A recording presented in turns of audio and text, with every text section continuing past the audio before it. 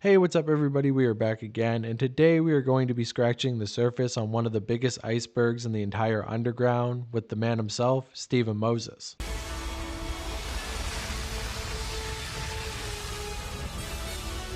Now, if you're not familiar with this artist, I wouldn't necessarily blame you because at one point he did seem to be a big deal, but nowadays it's almost like he doesn't even exist whatsoever. Look at this dude. Wait till you see the. No, no, no, no.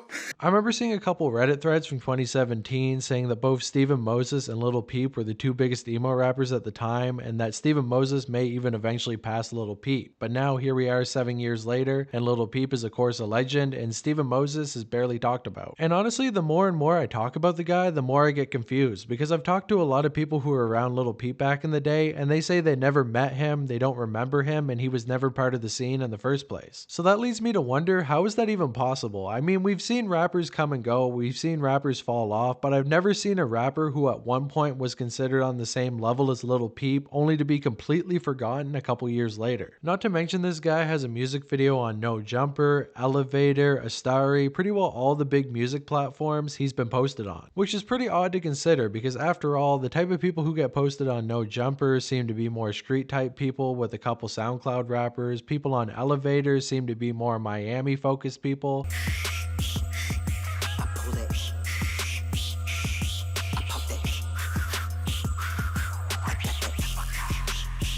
And then of course Astari would be more in line with what Stephen Moses actually is, emo rappers. It's not very often that you see an artist cross over to all three audiences. The only other rapper that I've seen do something similar is It's Okay to Cry, and after all, we found out that that guy had a lot of money behind him and he was being backed by rich parents. So maybe Stephen Moses also has rich parents? But honestly, as of right now, I don't really have any answers to that, but I do want to talk to you guys about something else because I know a lot of people have been saying they really want me to do a Little Bo Weep video, and trust me, I've looked into it. In fact, I spent almost 3 weeks looking into Little Bo Weep, looking through old lolcow forums, looking through her old Facebook, her old Instagram, talking to people around her, but honestly, the story is so confusing and complex that I don't want to get anything wrong. But if there's one thing that I can tell you about the story is that her and Stephen Moses were actually dating at one point, and many people even believe that Stephen Moses was the reason that she ended up passing away. But honestly, I don't really believe that narrative fully. I mean, after all, Little Bo Weep was a drug addict, she ended up passing away from a drug overdose. You can't really blame people around her for getting her onto those drugs. She was a grown woman, she could make her own choices. So why am I even bringing this up in the first place if I don't believe it? Well, it's because ever since Little Bo Weep passed away, it seems like Stephen Moses hasn't been able to keep quiet about it, with him going on to comment negatively on almost everything posted about her online since she passed away. And I understand it to some extent. I mean, after all, they had a bad relationship. I'm not sure exactly what went on there, but I mean, the woman is dead. You should probably leave it alone. I mean, look at somebody like Magnet. A bunch of people online really believed that he was the reason that Lil Peep passed away, so much so that they even made an entire petition to get him locked away, as well as harassing him non-stop for the last 7 years. But instead of interacting with any of that, he decided to step away from the internet, work on himself, eventually get sober, and now he helps other people get sober as well, which is one of the main reasons why I don't take addiction as an excuse to be a shitty person, because I mean, look at Magnet. The dude was addicted to heroin, everybody online was telling him to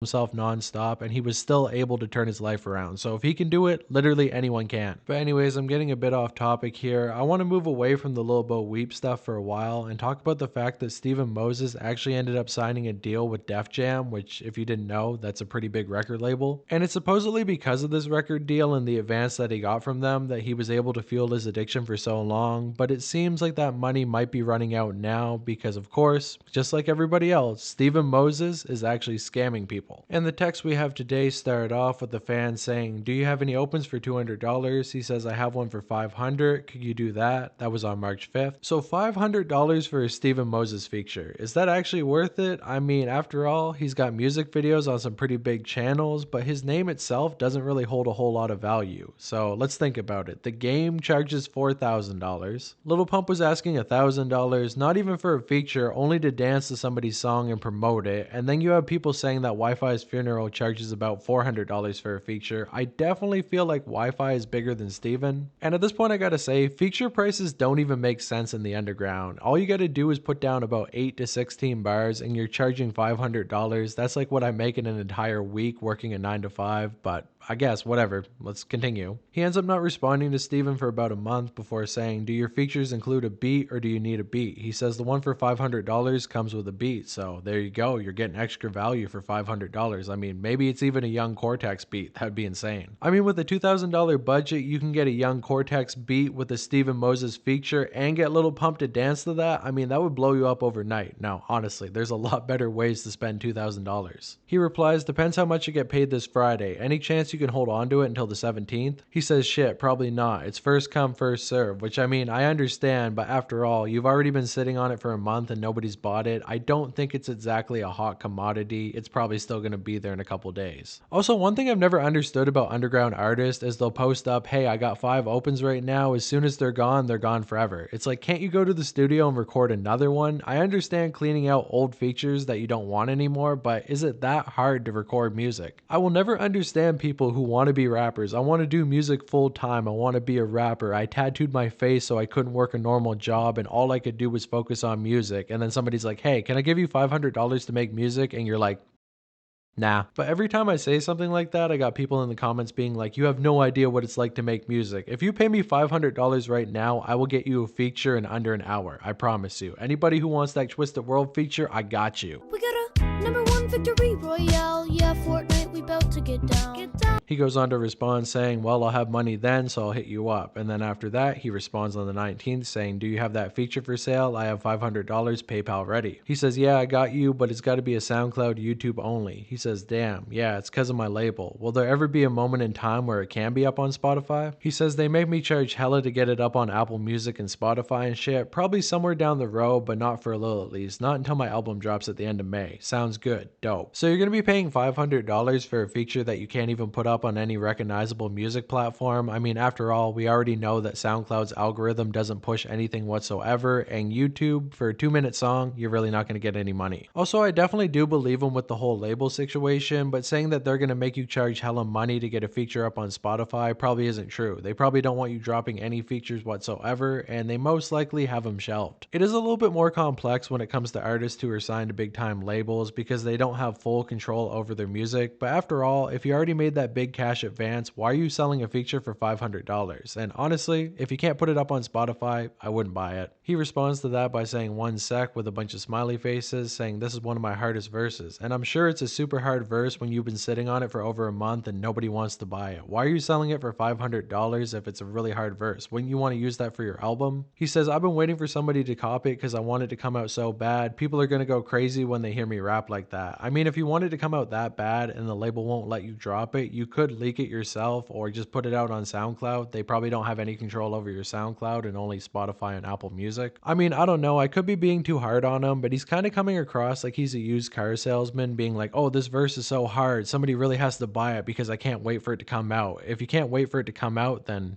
put it out. But it seems like the guy's not so hot on the feature, saying, damn, do you have any singing ones though? I'm more of an emotional type artist. He responds by saying, not right now, but I'll make you one that I guarantee you'll be happy with for $500. And there we go, we're finally getting somewhere. I mean, I really felt like he was gonna say, no, that's the only feature that I'm willing to sell, but the dude's actually willing to get in the studio and make something brand new for that money, which I kinda gotta respect him for. Although I'm not gonna lie, it's really not that crazy to hop in the studio and record a 16-bar verse for $500, but we're talking about the underground here, so the bar is basically on the floor. And on top of that, he even goes on to say that if he doesn't like the verse that he records, he'll give him his money back guaranteed. And like I said, the dude really talks like a used car salesman. If you buy the car and you don't like it, money back guaranteed, money back guaranteed. Okay. He says, how soon can I get it? Within 3 days. Would that be all right? Yeah, let's get it, bro. $500, you get a brand new verse. If you don't like it, your money back guaranteed. And it's delivered within 3 days. I gotta say, Steven Moses is definitely the cream of the crop when it comes to the underground scene. This guy is definitely something special. He says, "What's your PayPal?" He ends up sending his email and then says, "Send it, gift it so I don't have to pay a fee." And immediately we got some red flags here. You already know about the whole friends and family. You can't charge it back. You can't get your money back if the guy scams you. But I mean, the other artist is probably pretty excited, so he doesn't think too deep about it, and he ends up sending him the money. He goes on to reply, "I just wanted to say I believe in you so much as an artist. Will do." And he says, "Or add money for fee." Okay, cool, love. And honestly, saying that he wants him to add money for a fee might actually mean that he is concerned about the fee and doesn't want to scam him. I mean, I've never seen an artist say that before in any of my prior videos, so Steven Moses definitely is a little bit different with this one. The guy goes on to say, "Hope to see you shine very soon. It's overdue. Did you get it?" And he replies saying, "Got you," with a crying emoji. So as of right now, the money has officially changed hands. $500 for that Steven Moses feature, and it's going to be delivered within 3 days. Let's see what happens next. A day passes by and he says, "Message me on here when it's done or send it to my email." He then goes on to send his email, and then after that a whole 3 days pass by, but already a day has passed, so that means it's now been 4 days when it was supposed to be 3. I mean, come on dude, 3 days service and now it's 4. Unacceptable. He said, "Did you get the feature finished?" He said, "Can you send it again?" And then goes on to send his email. "Why do you need it again? I thought you were going to have it done in 3 days and now you don't even have the song that you need. Come on, man." But when you think about it, that doesn't really make sense either. You're the one who's recording the song. Why does he have to send you something? What does he have to send you? He says, "Send what?" He says, "Wait, you don't have a beat or anything?" "No." "Okay, is it cool if it's acoustic? It'll be hard as fuck." I mean, yeah, I'm sure it's cool, man, but this song was supposed to be done by now. 3 days, it's been 4, and now you're only picking out the beat? And I'm not even saying that 3 days is too long to wait for a feature. I'd only really start to get upset after about 2 weeks to a month's time if you're not getting what you paid for, but the guy said 3 days, so you gotta stand on your word, man, come on. After that, another 2 days pass by. It's now the 25th. He says, "You never sent me my feature, man. I sent the $500 a few days ago." He says, "What?" Acting all surprised like he doesn't know what's going on. "I've been working on it, bro. You paid $500 for a feature. Chill out. Give me a couple days." Laugh my ass off. "Hasn't even been a week, fam. Trust, I got you." And of course, after he says that, the guy starts to feel bad and says, "I apologize, man. Thought you said that you were doing it that night. My apologies." "Steve, bro, this is your own fault. I mean, it's not that big of a deal waiting a week for a feature, but you said money back if he doesn't like it, 3-day delivery, and now he's not even getting the 3-day delivery. You're losing half of the deal here." After that, another 3 days pass by. It's now the 27th. He says, "Send it to my email when it's finished." Another day passes by. "Yo, yo, yo, shoot me a text." Sends his number. "My bad, man. I never lag like this. I'm sorry for taking so long. I'm gonna knock it out for you when I wake up, though. Thanks for being so patient with me, G. Super lag, super lag, super lag. It's all good, no rush. Let's make it a hit." Says, "For sure, G. Did you hit my number?" "No, I can't." "Did you get it?" It's now May 5th, so an entire another week has passed by. "Yo, brother, send me your number. I'm about to record this for you, but I don't have my guitar with me right now, so I'm gonna record it over a piano. And then tomorrow I'll track the guitar for it. Sorry for the wait, but I don't record myself, so it's been a nightmare trying to get to the studio session." So honestly, I mean, I'm starting to think that maybe that $500 is a little bit more worth it now. Because if the guy actually is gonna record live piano and live guitar, that does actually take a little bit more talent than finding a YouTube beat and screaming for 20 seconds. I would say it takes a lot more talent to actually be able to play an instrument. Is this song gonna blow you up in the underground? Most likely not, but at least it'll be well put together. But my girl is gonna record it for me, so I'll have it rough for you tonight. Sounds good. Here's my number. And this is actually a little bit interesting, seeing as how this took place during 2020, meaning that Steven Moses was most likely with Lil Bo Weep during this time. So he actually means that Lil Bo Weep was going to be recording this track, which definitely is pretty neat, but also during this period of time, the two of them were on heavy drugs, so that probably explains why he's taking so long to deliver on it. After that, another 11 days pass by. He says, "Any updates on the song?" "Yo, I went to my crib today to pick up my guitar and interface and MacBook because I've been staying at my shorties, so I can do it now. Sounds good. I appreciate it." I'm starting to get heavy Young Cortex vibes here. "Hey man, I didn't have my laptop. Hey man, I was on a boat. Hey man, I was overseas. Hey man, I was building a store. Hey man, I was stopping the war in Ukraine." I mean, come on, dude, get it done and get the song done. He says, "Sorry for the wait, but trust me, I got you. It's been a weird time for me lately." Yeah, it's been a weird time in general. Reality been flipped upside down, but let's make a banger. Is this your main page? And send me your SoundCloud. He goes on to send the SoundCloud. Another day passes by. He says, "I'm moving out soon. That's when I'm sitting down and recording everything I've got." Another 2 days pass by. He says, "Like within a month, can you have it done by June or July?" So the guy's being pretty nice here, considering that it was supposed to be done in 3 days, but it's now been about a month's time, and he's willing to give him an entire another month to get the song done. At this point, I probably would be starting to get a little bit pissed off, but after all, I mean, he's being communicative, he's telling you why he can't get the song done, he is giving you excuses, but at least he has a reason for why he's doing what he's doing, and he's not going ghost. So, I mean, yeah, let's wait a little bit longer. He says, yes, absolutely, sorry, my girl is kind of sick, I've been taking care of her, it's all good, keep me updated. That's code for they're both on drugs and they're not getting their work done. After that, more time passes by. It's now June. He says, yo. Another day passes by. He said, you told me hit you up after the live, checking what's up. He says, text me, text it. Another 2 weeks pass by. He says, check your text. Another week passes by after that. Any updates on the feature? He finally responds, I'm in rehab right now, bro. I can't do shit. I'm sorry. I get out at the end of the month. He says, it's all good, man. Hope all is well. Love, please don't tell anybody. You can trust me, man. Okay, so I guess that's actually a pretty valid excuse. The dude's trying to get sober, he's trying to get clean, and now that he is clean, he can probably deliver a lot better of a feature. In the grand scheme of things, you are waiting a little bit longer, but it's the difference between getting some incoherent nonsense and an actually developed song, so I think that I would wait until he got out of rehab and then take the better song. He says, if you need anyone to talk to, I got you as well, and then after that, he lets the whole month pass by, because after all, the guy's in rehab, he's being respectful of that. But about a month later, Steven ends up posting on his story saying that he's home from rehab and he's feeling better. He says, hey, you home now and doing good? But of course, he gets no response. August ends, September completely passes by, it's now October. He says, hit me up when you can. After that, randomly an entire year passes by. He says, yo, but gets no response, and the very next month, he ends up sending a screenshot proving that the two of them were talking the year previously. He says, I've been trying to text you, I don't know if you changed your number, but I paid over a year ago, $500, I'm broke and look up to you, bro, really hope you're not scamming. He responds surprisingly saying, ayo bro, I got you, send me that verse. He responds saying, what's your email, I'll send some beats, just hop on one and leave a verse or two open. After that, he doesn't get a response. He says, yo, where am I sending it, fam? It's now December, yo. He then refers back to Steven's initial sales pitch saying that he's going to get him the song within 3 days, but it's now been over a year. In fact, basically the entire pandemic has come and gone in the time that it's taken Steven to get him this feature. He says, I'm sure you have an open I could have, I've been trying not to blow you up, but it's been over a year, I can send beats if needed. After that, another 3 months pass by, it's now March of 2022. He says, it's been 2 years, can I please get an open, bro? You don't answer text. After that, he says, for real, I paid $500, bro. And Steven Moses actually ends up seeing that message but doesn't respond to it. And this is when I'm going to start to consider him as a piece of shit, because it's one thing to lose a message with somebody. I mean, it's highly irresponsible when somebody's paying you money and you lose their message, but either way, it can happen, and it's a little bit more of an excuse that you don't answer them. But if you actually see their message and then actively choose not to respond, then you're just being a dickhead. It's at this point that you need to give them some reasoning for why you're not delivering, explain what's going on, what's the situation, is your label maybe blocking it? If that's the case, then give them the money back, or at least give them some sort of response. After that, another 5 months pass by. He says, I got beats for you, all you need to do is lay down a chorus, don't know why you left me on red, let's make some music. And at this point, I definitely would be pretty pissed, but after all, what can you really do at this point? Call him out on your story for a couple people to see, try to get him to charge back, try to call PayPal and get the money back? All of those things probably aren't going to work, and the scammer's going to scam. And unfortunately, for the longest time in the underground, that's basically how things have been. People ask to buy features, they never get the feature, and everybody ends up getting scammed. They lose hundreds of dollars that could have been invested into their career, and unfortunately get nothing to show for it. And he even ended up hitting up Steven Moses on his phone number in December 2023 saying, you doing alright, bro? He says, who's this? Used to be going by this name a while ago. I got a feature off of you, but you never recorded. Just wanted to see if you're doing alright. And even a couple days before this video came out, he ends up messaging him in 2024 saying, if I sent you an open, would you record on it? It's been about 4 years since I sent you $500. He's trying to give Steven one more chance to actually deliver, but Steven never answers. So what's the excuse at this point? Oh, I went to rehab and I forgot about it. You're not going to be able to use that because you ended up seeing his message and didn't respond to it. Not to mention you responded to him in 2022. So you're clearly around and you clearly know you took the $500 but don't seem to want to get it back to him. I really don't understand why it's worth it for an artist to sign to a big time record company to try to scam for a measly $500, but Steven Moses decided to do it anyways, and here we are. Steven Moses, certified scammer. I also just want to state here that the guy who gave me all this information was a little bit weary to give it to me because he's afraid that Steven Moses might retaliate in some way, and all I gotta say, Steven, is give him the money back or give him the feature and don't try to retaliate, or there will definitely be a follow-up and everybody will be on your ass. We're done with the whole empty threat thing in the the underground. We're not threatening women to keep quiet on their stories anymore. We're not threatening people that we scammed anymore. If you guys do that type of shit, I'm going to call you out even more. So Steven, make it right. And if you do, maybe I'll make a follow-up that's positive. And if you don't, well, here we are. And with all that said, thank you for watching. We got more on the way, more scamming videos coming soon. And of course, I also got some positive videos that I've been working on recently. So don't worry, it's not all negative all the time. Although, let's be honest, people love the negativity. Thank you guys so much for watching. Shout out to Knife Gang, shout out to Sinister, and I will see you in the next one. Subscribe to the channel. We're almost to 20K. Peace out. Bye-bye.